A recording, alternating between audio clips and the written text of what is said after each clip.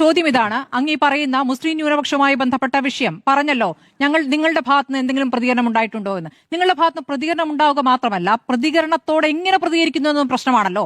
ഇവിടെ വെള്ളാപ്പള്ളി നടത്തിയ വർഗീയ പ്രസംഗങ്ങൾ തുടർച്ചയായി നടത്തിക്കൊണ്ടിരിക്കുമ്പോൾ നിങ്ങൾ നൽകിയ മെസ്സേജ് എന്താണ്? ആ വെള്ളാപ്പള്ളിയെ ആദരിക്കുന്നു, വെള്ളാപ്പള്ളിയെ മുഖ്യമന്ത്രിയുടെ വാഹനത്തിൽ കൊണ്ടുവരുന്നു.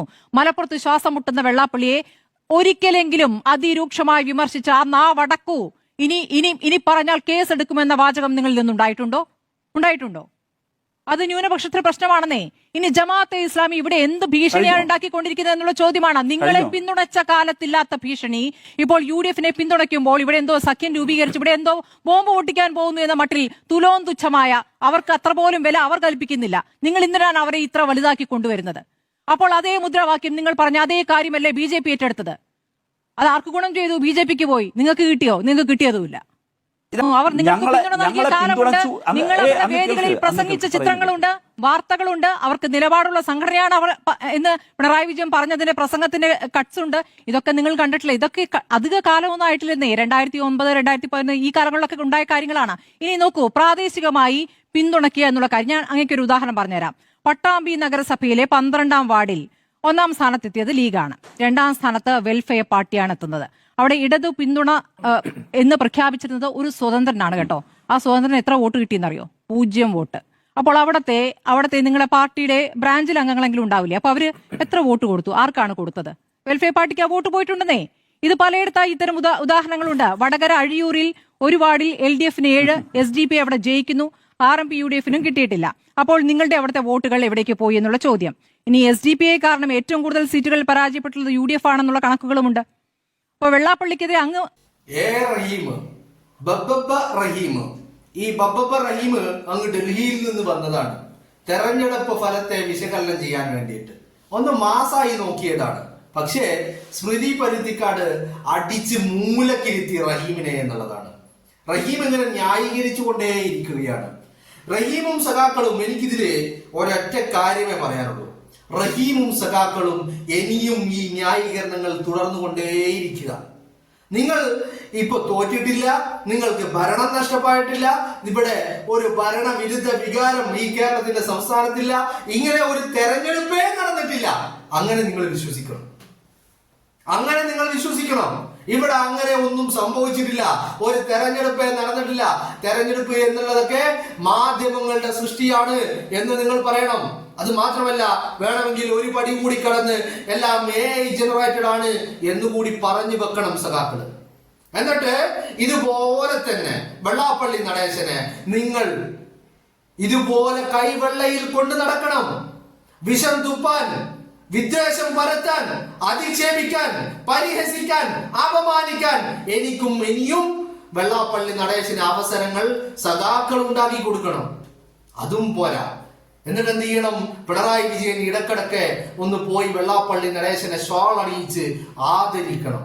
അവിടെയും തീരരുത്. വെള്ളാപ്പള്ളി നടേശനെ സ്വന്തം കാറിൽ എന്ന് പറഞ്ഞാൽ പിണറായി വിജയന്റെ വീട്ടിൽ നിന്ന് കൊണ്ടുവന്ന കാറിൽ എന്നല്ല, കേരളത്തിന്റെ മുഖ്യമന്ത്രിയുടെ കാറിൽ പിണറായി വിജയനെ കേരളത്തിന്റെ ഇങ്ങ് തിരുവനന്തപുരം മുതൽ അങ്ങ് കാസർഗോഡ് വരെ ഒന്ന് ആനയിച്ച് കൊണ്ടു നടക്കണം. നിങ്ങൾ ഇതൊക്കെ ചെയ്തുകൊണ്ടേയിരിക്കണം സഖാക്കള്. ഇനി ഒരു കാര്യം കൂടി ഞാൻ പറയാം നിങ്ങളോട്. നിങ്ങൾ അതിനേക്കാളൊക്കെ ഉപരി ഒരു പടി കൂടി കടന്ന് എന്ത് ചെയ്യണം? വെള്ളാപ്പള്ളി നടേശന് ക്ലിഫ് ഹൗസിൽ ഒരു മുറി സജ്ജീകരിച്ചു കൊടുക്കണം. ഇനിയുള്ള 4 മാസം അല്ലെങ്കിൽ 5 മാസം കാലാവധി തീരുന്നത് വരെ പിണറായി വിജയന്റെ കൂടെ ക്ലിഫ് ഹൗസിൽ ഈ പറയുന്ന വെള്ളാപ്പള്ളി നടേശന് താമസിക്കുവാനുള്ള സൗകര്യങ്ങൾ സഖാക്കൾ ഉണ്ടാക്കി കൊടുക്കണം. ആ വർഗീയ വശ്യജന്തുവിനെ, ആ സർപ്പത്തെ നിങ്ങൾ ഇനിയും പാലൂട്ടി വളർത്തണം എന്ന് മാത്രമേ സഖാക്കളോട് എനിക്ക് പറയാനുള്ളൂ. അത് നിങ്ങൾ ചെയ്യണം. നിങ്ങൾ അതിൽ ഒരു കുറവും വരുത്തരുത്. പാലൂട്ടി വളർത്തണം ആ വിഷസർപ്പത്തെ. അതിന് നിങ്ങൾ എന്താക്കണം? നിങ്ങളുടെ സൗകര്യത്തിന് ക്ലിഫ് ഹൗസിൽ ഒരു മുറി അത് ഈ വെള്ളാപ്പള്ളി നടേശന് സജ്ജീകരിച്ചു കൊടുക്കണം. സഖാക്കളെ, നിങ്ങൾ ഒരു കാര്യം മനസ്സിലാക്കിക്കോ. നിങ്ങൾ മനസ്സിലാക്കേണ്ടത് ഒന്ന് മാത്രം. നിങ്ങൾ ഇവിടെ ഒരു തദ്ദേശ തെരഞ്ഞെടുപ്പ് നടന്നിരുന്നു. അതിന്റെ ഫലം ഈ കഴിഞ്ഞ 13-ന് പുറത്തു വന്നിരുന്നു. ആ ഫലം പറയുന്നത് കേരളത്തിലെ പ്രബുദ്ധരായ ജനങ്ങൾ സഖാക്കളോടും നിങ്ങളുടെ രാജാവ് പിണറായി വിജയനോടും പറഞ്ഞത് കടക്ക് പുറത്ത് എന്നാണ്. കടക്ക് പുറത്ത് എന്നാണ് പറഞ്ഞിരിക്കുന്നത്. അത് മാത്രമല്ല, ഇനി ഒരു 3-4 മാസം കഴിഞ്ഞാൽ അടുത്ത ഒരു തെരഞ്ഞെടുപ്പ് കൂടി വരാനുണ്ട്. ഇപ്പൊ നിങ്ങൾക്ക് വാണിംഗ് ആണ് തന്നിരിക്കുന്നത്. പിണറായി വിജയനും സഖാക്കൾക്കും ഇപ്പൊ ഒരു നോട്ടീസ് തന്നിരിക്കുക, കടക്കണം പുറത്ത് എന്നുള്ളത്. ആ 3 മാസം അല്ലെങ്കിൽ 4 മാസം കഴിയുമ്പോ ജനം ആട്ടിയിറക്കും നിങ്ങളെ, സഖാക്കളെ, പിണറായി വിജയന്റെ അടിമകളെ, മുട്ടിലിഴഞ്ഞ് സ്തുതി പാടുന്ന അടിമകളെ, കേരളത്തിന്റെ പൊതുജനം, പ്രബുദ്ധരായ ജനം നിങ്ങളെ ആട്ടിയിറക്കും. അതിനു മുമ്പുള്ള നോട്ടീസാണ് നിങ്ങൾക്ക് ഇപ്പൊ ലഭിച്ചിരിക്കുന്നത്. അതുകൊണ്ട് നിങ്ങൾ എന്ത് ചെയ്യണം? ഇനി നിങ്ങൾക്ക് കൂടുതൽ സമയമില്ല. നിങ്ങളുടെ കയ്യിൽ ഒരു 3-4 മാസം മാത്രമാണ് നിങ്ങളുടെ മുന്നിൽ അവശേഷിക്കുന്നത്.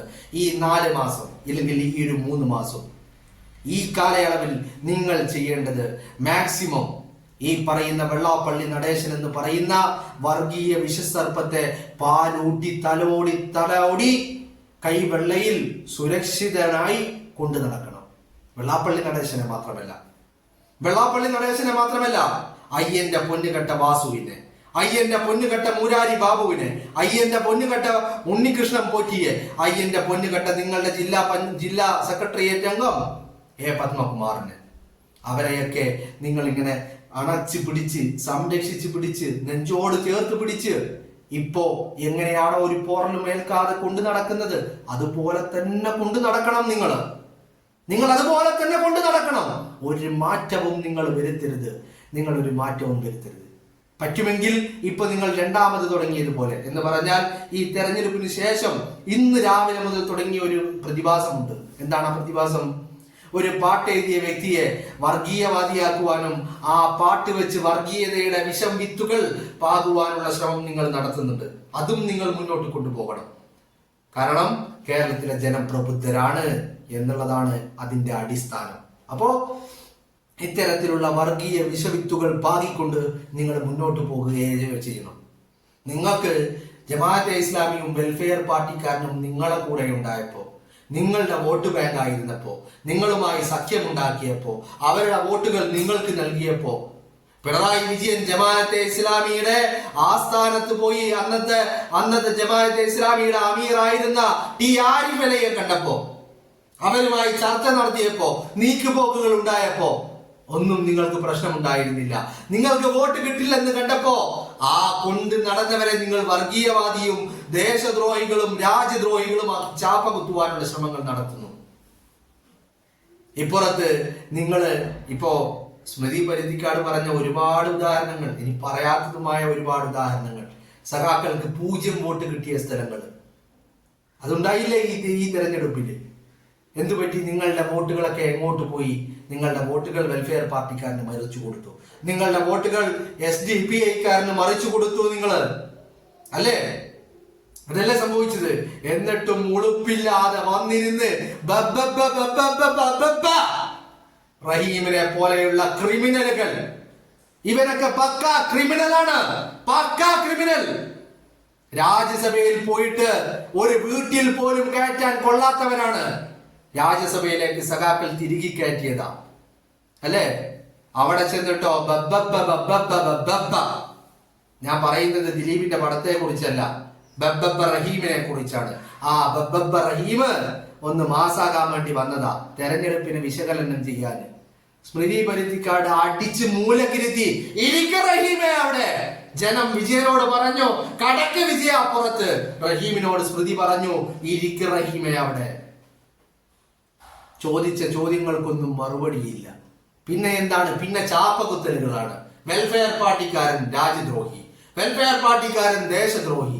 ആ വെൽഫെയർ പാർട്ടിക്കാരന്റെ തോളിൽ കൈയിട്ട് നടന്ന റഹീം ഇന്ന് ആ തോളിൽ കൈയിട്ട് നടന്ന വ്യക്തിയെ രാജ്യദ്രോഹിയാക്കുന്നു. ഉളുപ്പില്ലടോ റഹീമെ, തനിക്കൊന്നും ഉളുപ്പില്ലേ? നാണമില്ലേ? മാനമില്ലേ? ഒന്നില്ലെങ്കിൽ കുറെ കാലം നിങ്ങൾക്ക് വേണ്ടി കുത്തി തന്നതല്ലടോ. അങ്ങനത്തെ ഒരു വ്യക്തിയെ രാജ്യദ്രോഹിയൊക്കെ ചാപ്പ കുത്തുക എന്ന് പറഞ്ഞാൽ എത്രത്തോളം ആഭാസകരമായ ഏർപ്പാടാണോ റഹീമെ? എന്തിനാണ് ഇങ്ങനെ ജീവിക്കുന്നത്? നാണം കെട്ടിട്ട് നിർത്തിപ്പോയിക്കൂടെ? വേറെ വല്ല പണിക്കും ചെരക്കാൻ പോയിക്കൂടെ?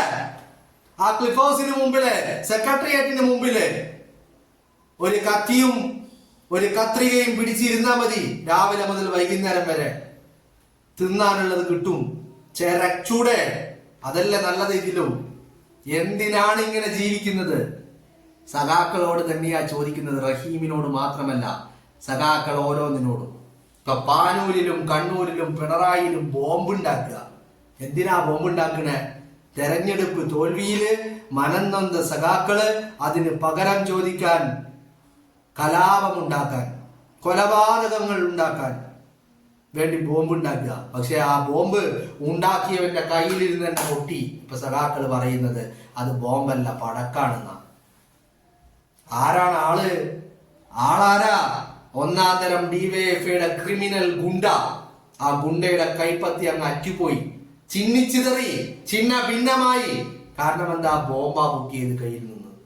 അബദ്ധത്തിൽ പൊട്ടിപ്പോയി. എന്ത് ചെയ്യാൻ പറ്റും? ഒന്നും ചെയ്യാനില്ല ശിവനെ. കൈപ്പത്തി പോയി. ഇനി ഒന്നും ചെയ്യണ്ട, ഒന്നും ചെയ്യാനുമില്ല. അപ്പോ ഈ തെരഞ്ഞെടുപ്പ് പരാജയം അത്രമേൽ അസ്വസ്ഥതയാക്കുന്നുണ്ട് സഖാക്കളെ. അവരത്രമേൽ രോഷാകുലരാക്കുന്നുണ്ട്. പകരം ചോദിക്കണം, ബോംബ് വേണം, വടിവാള് വേണം, രാഷ്ട്രീയ എതിരാളികളെ വെട്ടിവീഴ്ത്തണം, ബോംബെറിഞ്ഞു വീഴ്ത്തണം. സഖാവ് കളിക്കുന്നു റഹീം. എന്നിട്ട് വന്നിരുന്നിട്ട് ജ്ഞാനമുണ്ടോടോ റഹീമെ? ഇനിയെങ്കിലും ചിലരൊക്കെ മാറ്റി പറയുന്നുണ്ട്. ഈ തെരഞ്ഞെടുപ്പ് ഫലം വന്നതിന് തൊട്ടു പിന്നാലെ റജി ലൂക്കോസ് എന്ന് പറയുന്ന ഒരു സഹയാത്രികനുണ്ട് ഇവരുടേത്.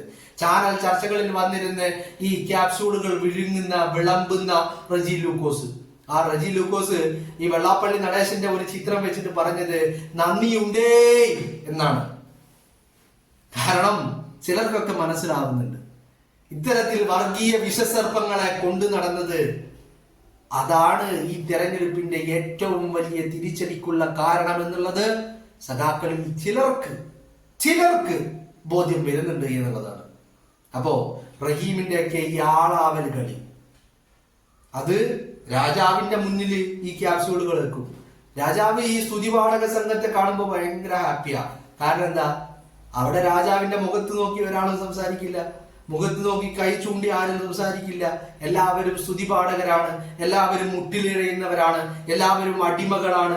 ആ അടിമകള് രാജാവിനെ മാക്സിമം സുഖിപ്പിക്കുന്ന രീതിയിലുള്ള സംസാരങ്ങളെ അവരുടെ ഭാഗത്ത് നിന്നുണ്ടാവുള്ളൂ.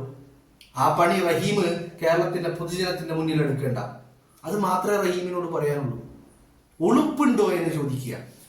ഇച്ചിരിയെങ്കിലും ഉളുപ്പ് അതില്ല, പിന്നെ പറഞ്ഞിട്ട് കാര്യവുമില്ല. ഞാൻ ആദ്യം പറഞ്ഞതുപോലെ നിങ്ങൾ ഈ പ്രവർത്തികളൊക്കെ തുടരുക.